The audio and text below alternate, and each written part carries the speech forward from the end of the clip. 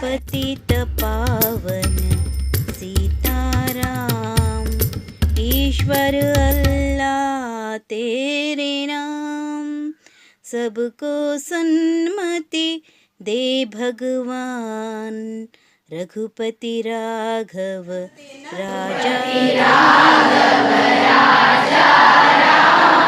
पतित पावन सीताराम, रघुपति राघव राजा राम, पतित पावन सीताराम, ईश्वर अल्लाह तेरे नाम, सबको राघव राजा राम, पतित पावन सीताराम। वैष्णव जन तो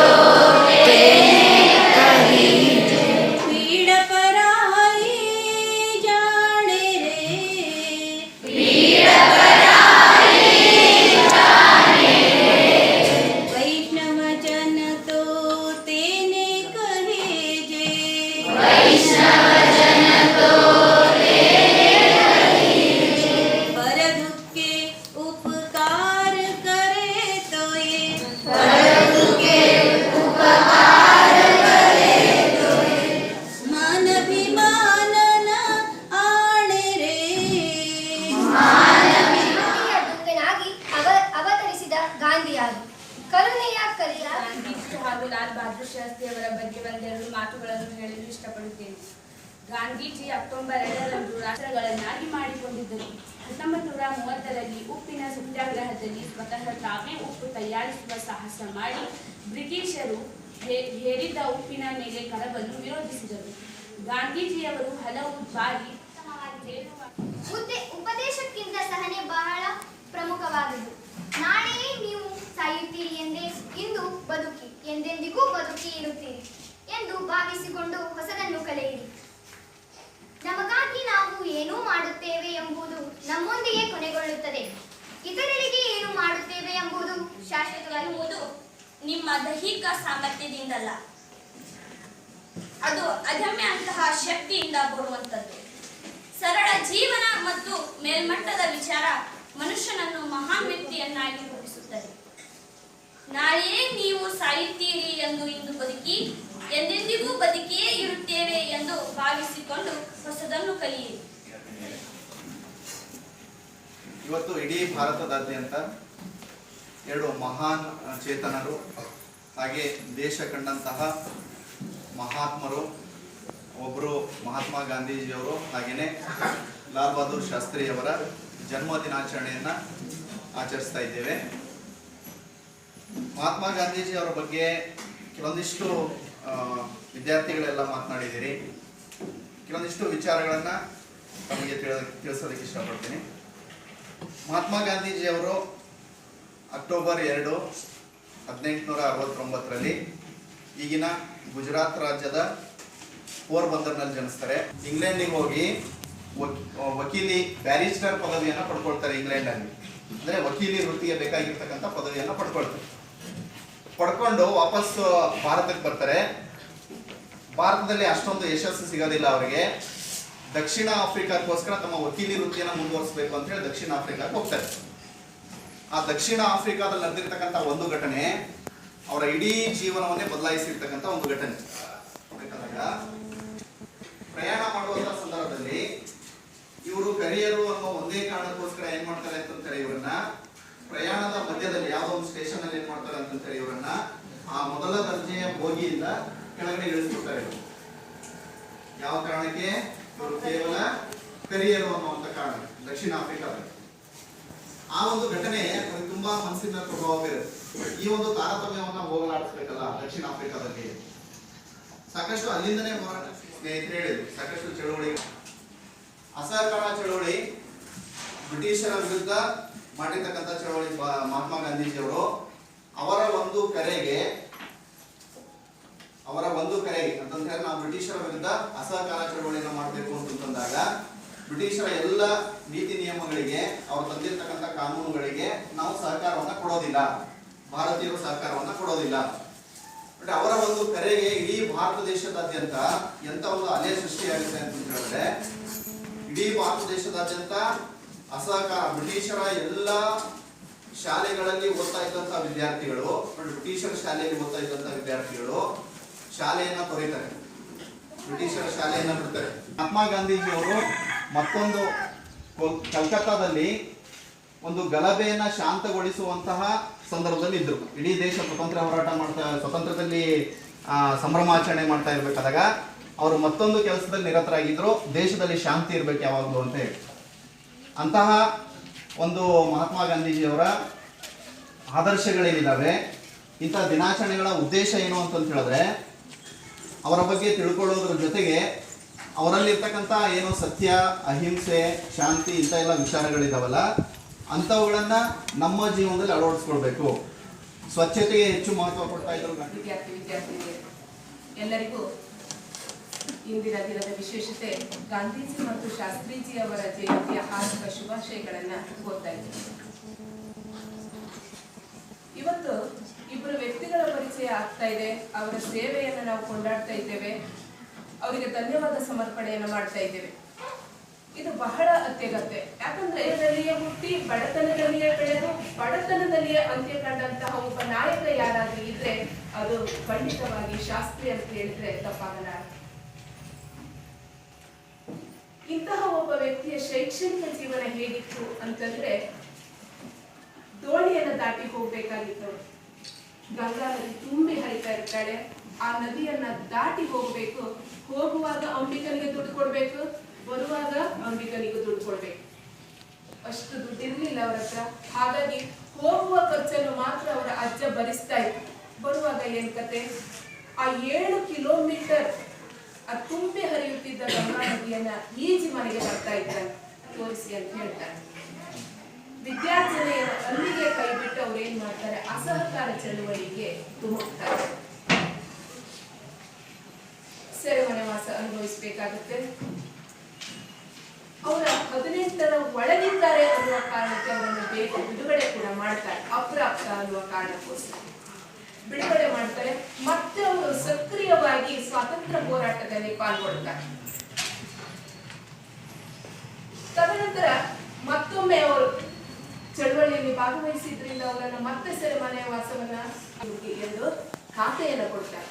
ಸಾರಿಗೆ ಮತ್ತು ಪೊಲೀಸ್ ಖಾತೆ ಎಷ್ಟು ಚೆನ್ನಾಗಿ ಅವರು ನಿಭಾಯಿಸ್ತಾರೆ ಅಂದ್ರೆ, ಸಾರಿಗೆ ಇಲಾಖೆಯಲ್ಲಿ ಇವತ್ತು ನಾವು ಸ್ಮರಿಸಬೇಕು, ಲೇಡಿ ಕಂಡಕ್ಟರ್ ಅನ್ನ ಅವರು ಜಾಯಿನ್ ಮಾಡಿಸ್ಕೊಳ್ತಾರೆ. ಮಹಿಳಾ ನಿರ್ವಾಹಕಿ ಇವತ್ತು ಏನಾದ್ರೂ ನೀವು ಬಸ್ ಹತ್ತಿದಾಗ ನೋಡ್ತೀರಾ ಅಂದ್ರೆ ತಕ್ಷಣ ನಮಗೆ ಶಾಸ್ತ್ರೀಜಿ ಅವರ ನೆನಪಾಗಬೇಕು. ಎಂತಹ ಮಹತ್ವದ ಬದಲಾವಣೆ ಅದು. ಮಹಿಳೆ ಹೊರಗೆ ಬಂದು ಅದರಲ್ಲೂ ಕೂಡ ಒಂದು ಬಸ್ಸಿನಲ್ಲಿ ಅವಳು ನಿರ್ವಾಹಕಿಯಾಗಿ ಕೆಲಸವನ್ನ ಮಾಡುವಂತ ಕಲ್ಪನೆ ಎಷ್ಟು ರೋಚಕ. ಅದನ್ನು ಅವಳು ಜಾರಿಗೆ ದುರಂತ ಆಗುತ್ತೆ. ಅಪಾರ ಸಾವು ನೋವು ಸಂಭವಿಸಿದಾಗ ಯಾರು ಹೇಳಲಿಕ್ಕಿಂತ ಮುಂಚಿತವಾಗಿ ತಮ್ಮ ವಿವೇಚನೆಗೆ ಅವ್ರು ಏನ್ ಮಾಡ್ತಾ ಇದ್ದಾರೆ, ನೈತಿಕ ಹೊಣೆಯನ್ನ ಹೊತ್ತು ರಾಜೀನಾಮೆ ಕೊಡೋದು. ನೀವೆಲ್ಲ ಮನೆಯಲ್ಲಿ ಹಸುವನ್ನ ಕಟ್ಕೊಂಡಿದ್ದೀರಿ, ಡೈರಿ ಹಾಲು ಹಾಕ್ತೀರಿ, ನಿಮ್ಮ ಮನೆಯ ಕುಟುಂಬ ನಿರ್ವಹಣೆ ಹಾಲಿನಿಂದ ಆಗ್ತಾ ಇದೆ ಅಂದ್ರೆ ಅದರ ಕನಸು ಕಂಡಂತವರು ಶಾಸ್ತ್ರೀಜಿ. ಹೈನುಗಾರಿಕೆಗೆ ತುಂಬಾ ಪ್ರೋತ್ಸಾಹವನ್ನು ಕೊಡ್ತಾರೆ.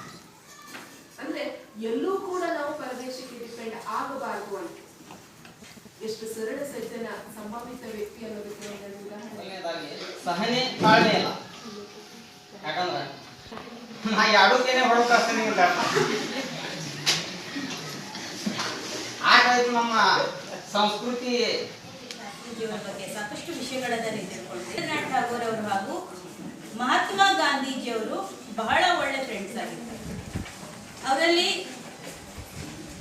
ಏನು ಅವರ ಮಾತುಗಳಲ್ಲಿ ಒಂದು ಆತ್ಮೀಯತೆ ಇರ್ತಾ ಇತ್ತು.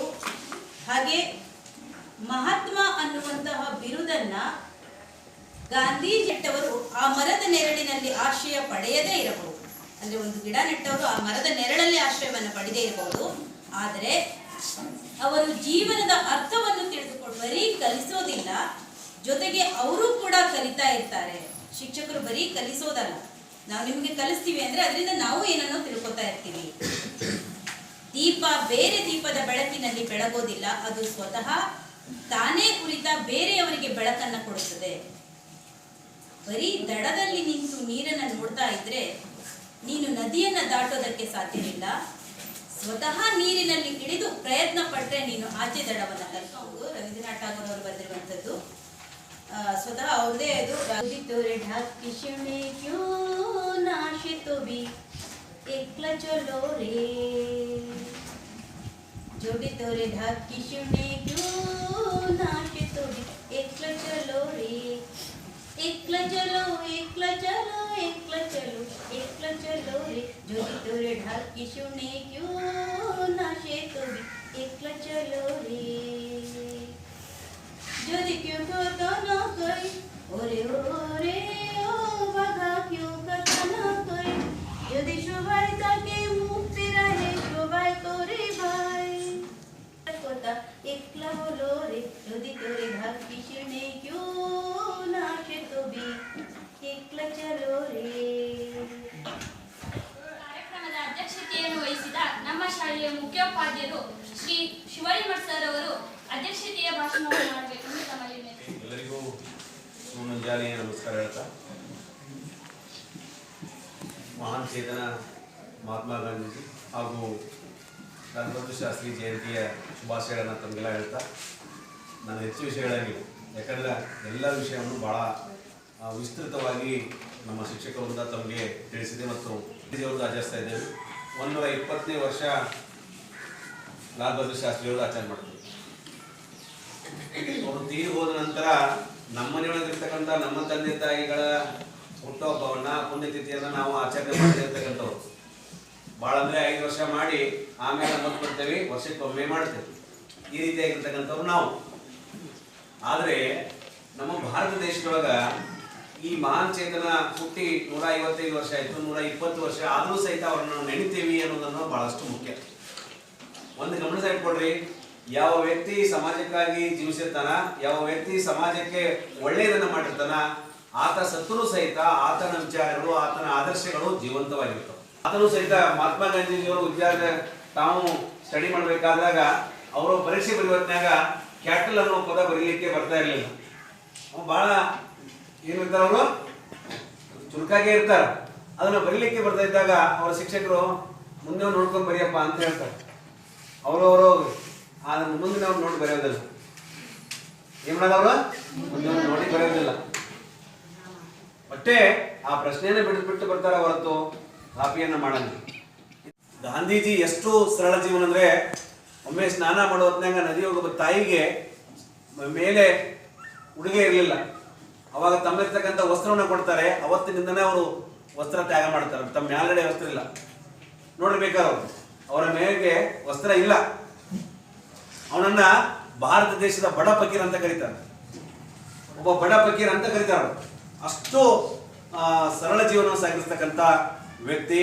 ಮತ್ತೆ ಅಷ್ಟೇ ಅವರು ಸರಿ ಸಮಾನವಾಗಿ ಶಾಸ್ತ್ರೀಜಿಯವರು ಸಹಿತ ಏನ್ ಮಾಡಿದ್ದಾರೆ, ಸರಳವಾದಂತ ಜೀವನ ಸಾಗಿಸಿದ್ದಾರೆ. ನಾವು ಹೇಳ್ತೇವೆ ಏನಂತೇಳಿ, ಶಾಂತತೆಯನ್ನ ಕಾಪಾಡಿಕೊಂಡು ತಾವು ಒಳ್ಳೆ ರೀತಿಯಾಗಿ ವಿಷಯ ತಿಳ್ಕೊಂಡಿದ್ದೀರಿ. ನನಗೊಂದು ಖುಷಿ ಏನಾಯ್ತಂದ್ರೆ, ಇವತ್ತಿನ ಒಂದು ಗಾಂಧಿ ಜಯಂತಿಯ ಆಚರಣೆ ಅರ್ಥಪೂರ್ಣವಾಗಿದೆ ಅಂತ ಹೇಳಲಿಕ್ಕೆ ಬಹಳಷ್ಟು ಖುಷಿ ಆಗ್ತದೆ.